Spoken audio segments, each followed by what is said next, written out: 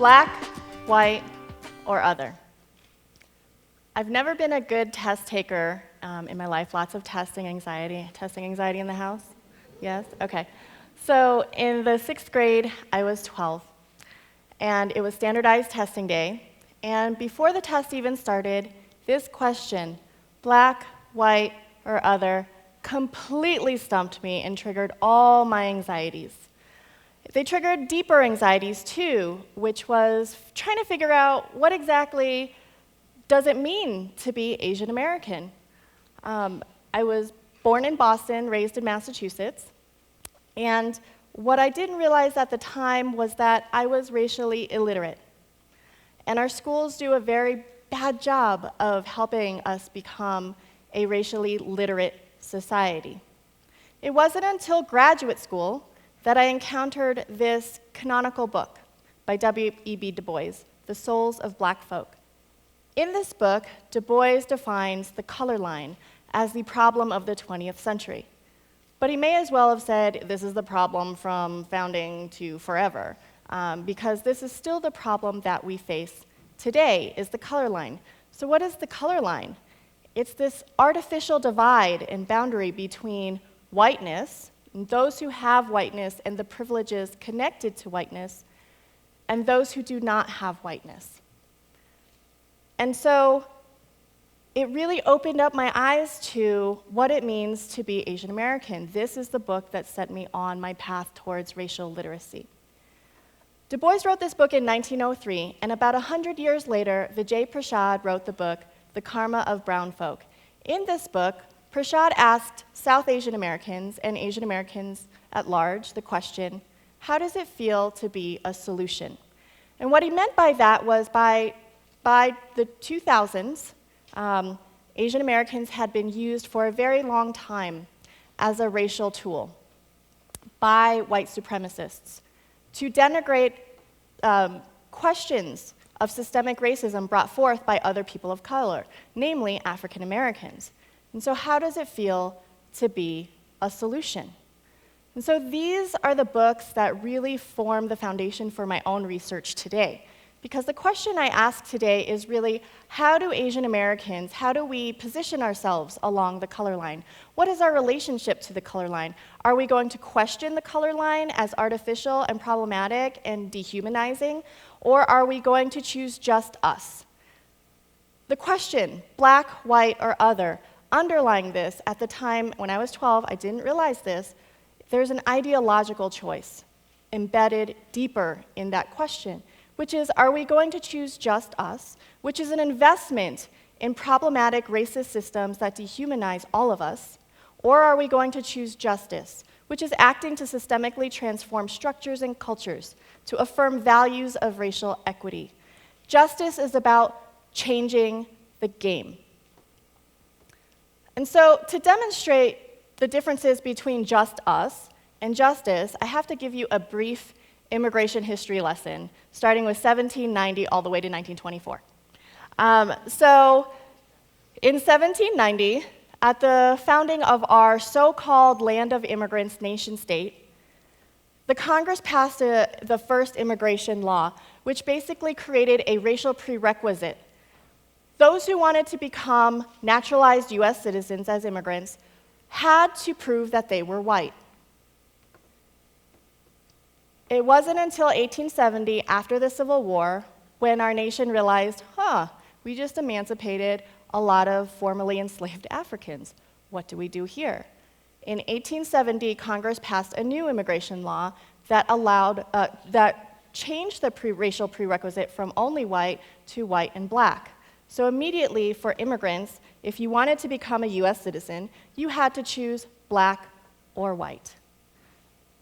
So this picture is pretty frightening, I admit. It's this fence where it says exclusion fence, right? And you have this demonic image of essentially something that's supposed to represent Chinese immigrants. And on the right side, you see this plank that says registration plank. This cartoon comes from the late 1800s, where there was growing anti-Asian immigrant sentiment. So in 1882, our nation passed the Chinese Exclusion Act. And between 1882 and 1924, immigration, well, till 1965, to be quite honest, immigration from Asia was essentially barred and banned. And so it's within this context that I learned, as I developed my racial literacy, I learned that we have choices in this question of black, white, or other, more deeply, racial justice or racial just us. So within this anti-immigrant, anti-Asian sentiment that was really, I think, embodied in, at a Ku Klux Klan rally in 1924, where the governor of Georgia said, "Let's build a wall of steel, a wall as high as heaven," at a Klan rally. And so that anti-immigrant sentiment was targeted at people who looked like me at the time. And so within this context, there are choices.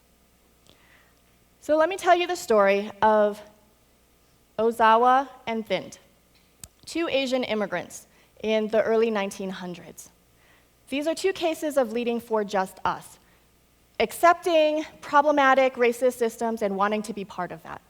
So Ozawa was an immigrant from Japan. He went to UC Berkeley, graduated, started a family, refused to allow his children to learn Japanese. He was basically choosing whiteness, right?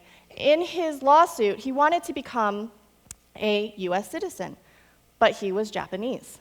So is he white? His argument was that I'm white, look at my skin. I'm lighter than a lot of Italians. So I am raising a family to be like white people. So I should be deemed white so that I can become a US citizen. The Supreme Court said, it's a very nice argument, sir. Continue contributing to our community and our nation state. However, you are not white, so you cannot become a US citizen. 3 months later, what was fascinating was that Bhagat Singh Thind, an Indian immigrant who had served in the US military, also filed a lawsuit to become a US immigrant. His argument, I can imagine him being very excited walking to the Supreme Court because of the Ozawa decision.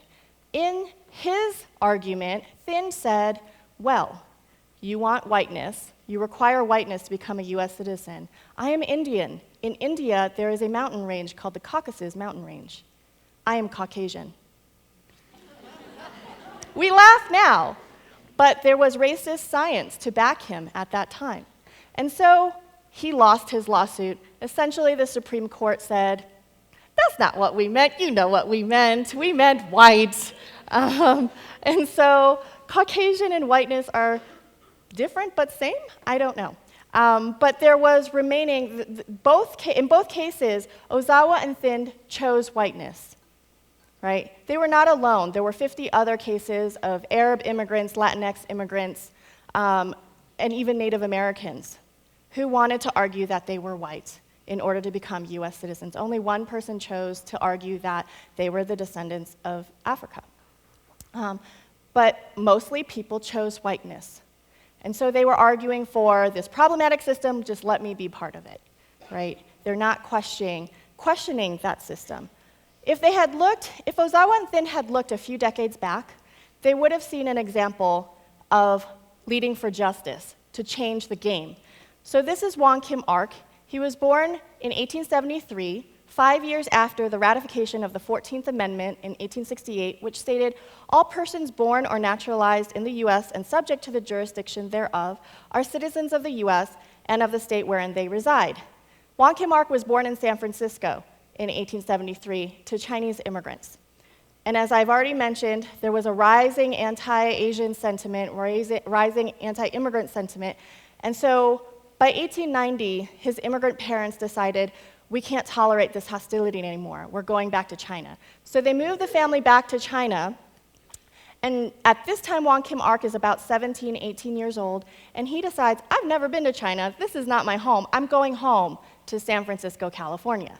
And so he returns to California. And by this time, the port of entry, the chief of the border agents, essentially, is a Klan member. And he says, no, Chinese Exclusion Act, you cannot come back.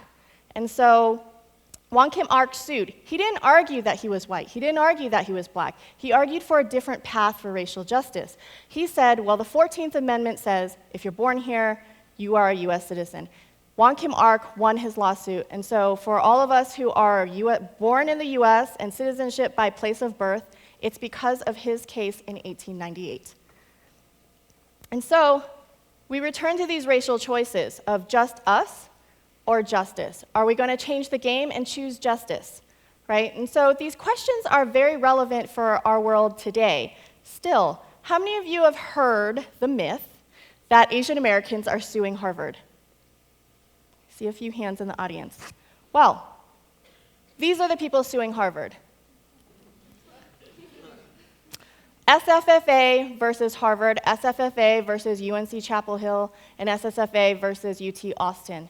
SFFA is made up of the three people on your right in this picture: Ed Bloom, Abigail Fisher, and Abby's dad. Abigail Fisher may sound familiar because she lost 2 Supreme Court cases against UT Austin fighting affirmative action. And so around the time when they realized that they were going to lose their Supreme Court case, trying to end race-conscious admissions, Ed Bloom started traveling the country to Asian American community events, and you can look this up on YouTube. He actually says, "I need an Asian plaintiff." Essentially, he was saying, I messed up in the racial casting, in casting Abigail Fisher in this lawsuit. I need someone Asian to step forward. Interestingly, not one Asian American has testified in court to say that race-conscious admissions has harmed them. However, you do have Asian Americans testifying in defense of diversity. And so, in the last 10 years or so, there's been research that shows that the majority of Asian Americans actually support affirmative action, something like over 73%. However, since 2012, the numbers of Chinese Americans supporting affirmative action has declined drastically. I won't get into why. I have lots of research on that. You can look that up.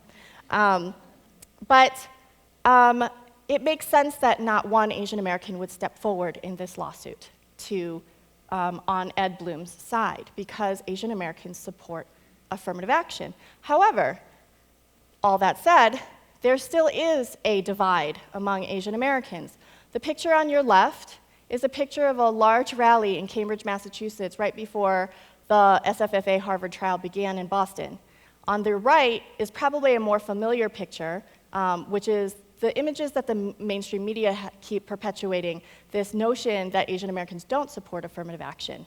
But the fact is that it's a very small number of Chinese Americans who are fighting affirmative action, and they're using myths like affirmative action is a racial quota. So let's get to a quick legal history lesson on affirmative action. In 1978, the Supreme Court, in the lawsuit University of California versus Bakke, the Supreme Court declared that quotas were unconstitutional. It also declared that diversity was an important goal for educational institutions. And so affirmative action shifted from a policy for leveling the playing field, for addressing past historical racial wrongs, to one of diversity, because diversity benefits all of us. In 2003, the Supreme Court ruled in 2 lawsuits, Grutter and Gratz. They reaffirmed that diversity is an important goal, and that race could be used as one of many factors. Also, affirmative action programs could not use a point system. So there's a myth out there that if you check off an underrepresented minority identity, you get extra points. That has not been legal since 2003. Finally, in 2016, in the Fisher case, the Supreme Court ruled that race could, yes, still be one of many factors, but it had to be done through a process of holistic review. So what is holistic review? Holistic review is about human dignity. On the right is Sally Chen. She's one of who I like to call the Harvard 8, one of 8 students who testified to defend diversity in the Harvard lawsuit. In this picture, she says, "I support affirmative action because there are complex stories in Asian America that need to be told, and they can't be separated from the impacts of racism in this country." And so that's exactly what holistic review does. That's exactly what affirmative action does today since 2003. It's about acknowledging that each and every one of you, us, we each have individual stories. Our accomplishments are shaped within the context of our families, our schools, our communities, our societies. All of those contexts can be very racialized, are very racialized, and we need to acknowledge that, not as the reason someone gets in or gets rejected, but to recognize our complex stories. are whole human stories.